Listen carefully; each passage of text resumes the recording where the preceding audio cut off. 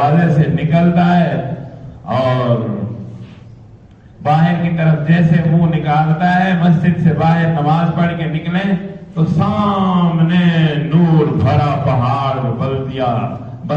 یہ جبل احد نظر آتا ہے۔ رات کو بھی ایسے محسوس ہوتا ہے کہ یہاں اللہ کا نور اتر رہا ایسی، اور اس کے دامن میں حضرت سید الشہداء حضرت سیدنا امیر حمزہ رضی اللہ تعالیٰ عنہ کا مزار، آپ کی قبر مبارک آج بھی موجود ہے۔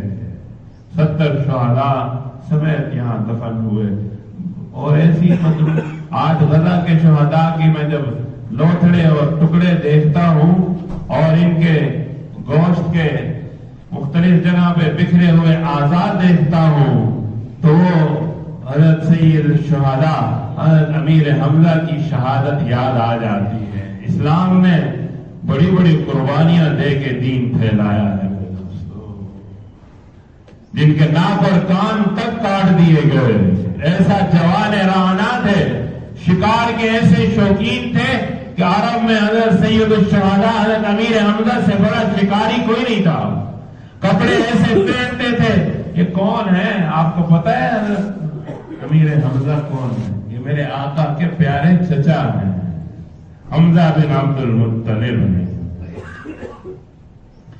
اور پھر ان کا اسلام عجیب کیفیت ہے۔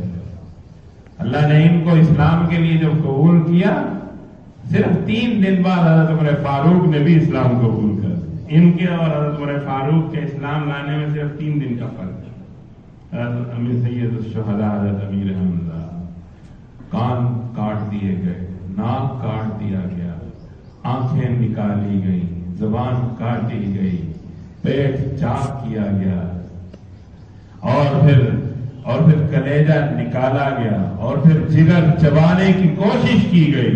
لیکن اسلام کیسا مذہب ہے اسلام!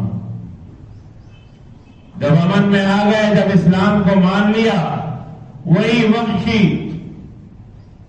اور وہی ہندا اور وہی خاندان جب میرے آقا کے پاس آئے کہ ہم اسلام قبول کرتے ہیں، تو وہ ہستی جس کی یاد اور جس کے نام پہ حضور کی آنکھوں سے آنسو نہیں تھمتے تھے،